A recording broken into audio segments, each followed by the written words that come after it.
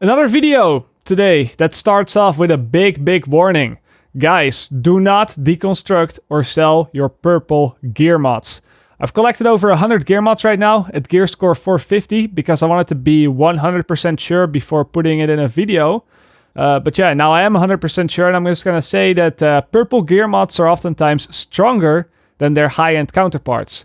And you're probably thinking right now, well, why the hell would that be the case? High-end gear mods obviously have 3 stat rolls and the purple ones only have 2. So why would the purple ones be stronger?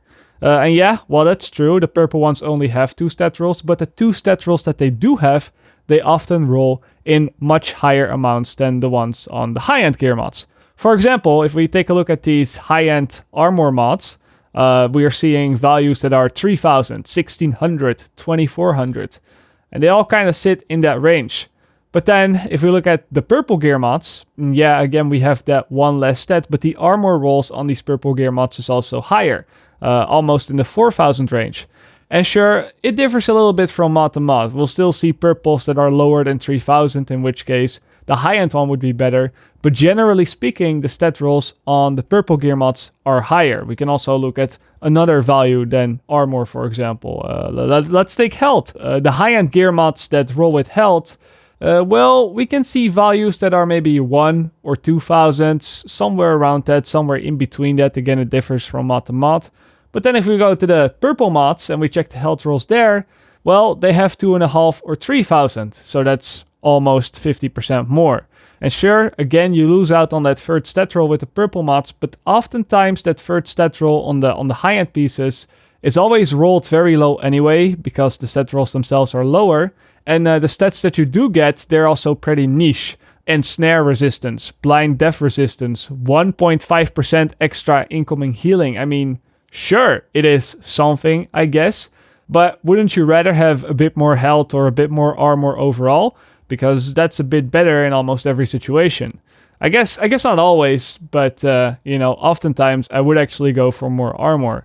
Now, why these purple mods always roll with higher stats is something that I do not know. I don't know if this is intentional or if this is maybe a mistake, but it's a trend that I'm seeing with a lot of the gear as well. Not just with high-end and purple gear, but more in the sense that if a gear piece has a lot of stat rolls, those stat rolls are usually rolled very low, versus when a gear piece has just one stat roll, which is then rolled very high. Just look at this, for example. My backpack has 4 stat rolls, which means they're all pretty low. You know, we have 3.5% critical hit chance. But then I look at my holster, which only has 1 stat roll, which is 13.5% critical hit chance. So more stat rolls on gear, it might look fancy at first, but it isn't always better. Especially not if you're aiming for a more extreme specialized build.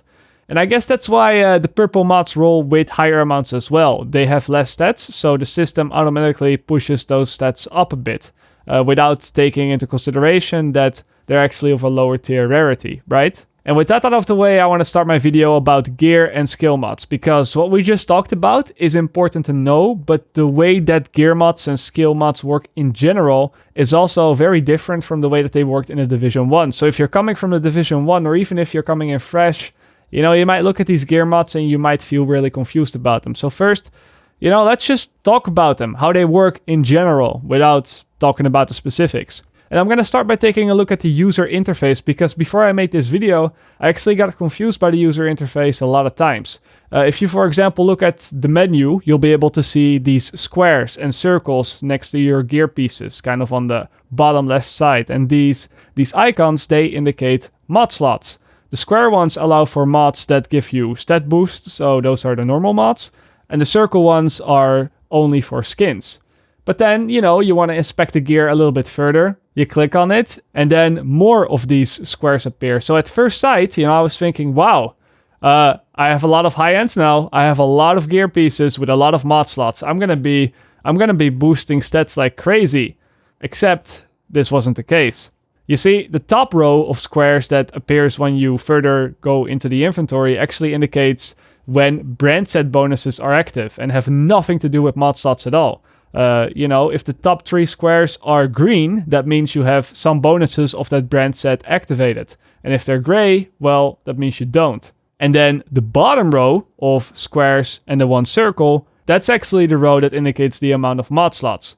So before you go through all these items wondering how to equip mods, because on the item it says that I had 4 mod slots and I can only see 1 mod slot, what's going on? Well, the thing is, only look at the bottom row when you want to see how many mod slots an item has. Don't be me. Don't spend a good 10 minutes trying to equip 4 mod slots on a gear piece that only has 1 mod slot. Yeah, that actually happened. I'm not gonna lie. Now, unlike in a Division 1, where you could just equip any mod onto any gear piece and just go with it, the gear mods in the Division 2 are separated into a few categories. First up, we have 2 different type of mods. All the mods are categorized in either one of the 2 categories. We have gear system mods and the gear protocol mods. These gear mod types don't really differ in any way from each other than the name and as to what stats they can roll with, but it becomes important to keep these names in mind because gear pieces either have gear system mod slots or gear protocol mod slots.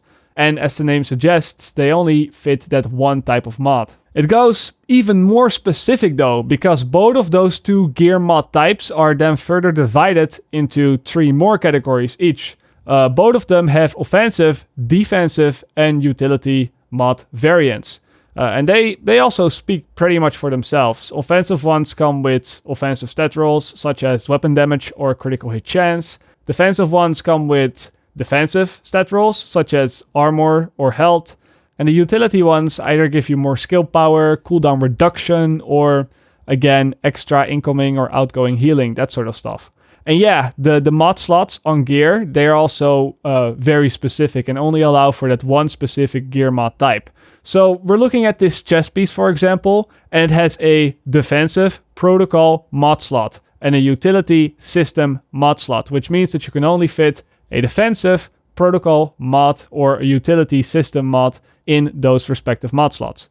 These slots are reserved for those type of mods alone, and if I try to mod it here, you'll see that I can only fit those specific gear mods in and nothing else. So, you know, if you have a bunch of mods in your inventory and you're trying to put them in your gear and you're wondering why the hell it's not working or why they're not showing up in the menu when you go to the gear mods, well then double check if the mods are the correct type, because if they're not, you know, they're not going to show up. There are a few gear mods in the game that pretty much fit everywhere though. These are the exception to the rule and they're called the generic mods. So far I've only seen purple generic mods though. I haven't seen any high-end ones yet, which is yet another reason to save up purple mods, because these generic mods then allow you to get extra stats in places that with high-end mods you wouldn't have been able to. Because I can just toss offensive or utility stats in a defensive protocol mod slot with the generic purple mod. That's a lot of terms there, I hope you're still keeping up. But yeah, in this case, the purple mods are again very good for those super specialized builds. Now, in one of my past videos that I made before launch about the gear, I also mentioned that gear pieces, like chest pieces and backpacks, always come with a random amount of mod slots, stat rolls, or talents. And if you look at all my gear here, that seems to be the case as well. We have some chest pieces with 1 mod slot, and then some with 2 mod slots, and then we have different amounts of talents on the same gear pieces, and then the stat rolls are also seemingly random. But I actually gotta say that these mod slots and the stat rolls and the talents, they're not random at all. There's a simple system behind this all that is tied in with the brand sets. You see, each brand set has their own sort of rules. Each brand set gives you of course, the 3 stat rolls that you get with the brand set, but there's also a little bit more to them as well, because a group AB chest piece, which is, you know, group AB is the name of a brand set for those that don't know, will always have 3 stat rolls, 2 talents, and 1 mod slot on the chest piece. And a Petrov defense group chest piece will always have 4 stat rolls, 1 talent, and 1 mod slot. And then an Overlord armament chest piece will always have 3 stat rolls, 1 talent, and 2 mod slots. So although at first glance, these chest pieces, they all come with a different amount of talents and mod slots and stat rolls, it's actually not random at all, because within their own brand, it is super consistent. So it just depends on the brand, how an item is going to come out when you get it. And this is all stuff to take in mind when you're theory crafting as well. You're like, oh shit, I need 2 talents on my chest because I want to activate this and that. Let me get a gear piece of X brand set. Or, oh, I need 2 more mod slots because I actually have these 2 mods that I really need to equip for my build. let me get a chess piece from Y brand set. It's hard to get a grasp on it now because there are so many brand sets in the game, and there's like 6 gear pieces for each brand set. But I think that in a few weeks from now, somebody in the community will have made a spreadsheet with all this information for sure. And then when we have a look at that, things will become very clear on what brand set and what pieces come with how many talents and how many stat rolls and how many mod slots. So yeah, that's pretty much all I wanted to share about gear mods and gear mod slots, I guess. But that's not where I wanted to end the video yet, because the game also has skill mods, and although they aren't as complicated, with this video being about mods, I thought I might as well include them, right, for anybody that doesn't really know how they work yet. First of all, to equip skill mods, you'll need to get enough skill power on your build. All the skill mods that drop have a skill power requirement, and only if you meet those requirements, the mod will become active if you equip it. You can always equip it, of course, but then if you don't have the skill power, the mods don't really do anything. The mods themselves, they can be all sort of things, all sort of different things, and they seem to be pretty significant at times. We have cooldown reduction, radius, more damage, more healing, and the percentages are usually pretty high, especially if you keep in mind that a lot of these skills allow for 3 mods to be equipped. They sort of act as performance mods on steroids if you play the Division 1. And yeah, I think they can have a big impact on how effective the skill really is. Although, I have not been able to test it out in practice because it seems that as of now, as of the date that this video is released, the requirements for these skill mods are far too high. This is actually a bug, so currently these mods are not usable because the required skill power is not obtainable within the game. And I have already talked to a developer about this, and they're already working on a fix right now, which is going to be deployed very soon. And this is something that I wanted to include because I've seen others have questions about the skill mods with their skill power as well. But as soon as that fix is out, and you can actually spec enough skill power on your build to equip these mods, then they should work as intended, and then we can start to mess around with skill power builds, which I'll definitely give a try as well. So yeah, even though you can't use them yet, don't deconstruct them. Also, to end up the video, I do want to mention that there's a special section in the inventory that each player has that can store up to 100 mods. And it doesn't take away any space that a normal inventory has, which is really, really nice because that means you can just carry 100 mods around with you at all times to swap out on different builds and try new stuff out. However, the one thing that you should keep in mind is that if you put these mods in your stash, they will take up stash space. So as long as you don't have over 100 mods yet, don't put them in the stash. The only thing is that if you want to favorite them, which is an option that you can do on gear, which then makes it so that you can't accidentally deconstruct or sell the item. If you want to favorite them, you have to put them in the stash first, because for some reason you cannot favorite them from the extra menu for mods in the inventory. It's a little bit complicated, and I'm sure this is an oversight rather than an intended feature.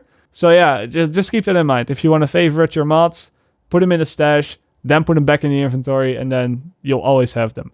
And that's pretty much all you need to know about the gear and the skill mods, I think. I think that's everything. I hope I didn't miss anything. If I did, I'll come back to it in a later video. But for now, I will see you guys later. Or, like they say in the Netherlands, zie je later.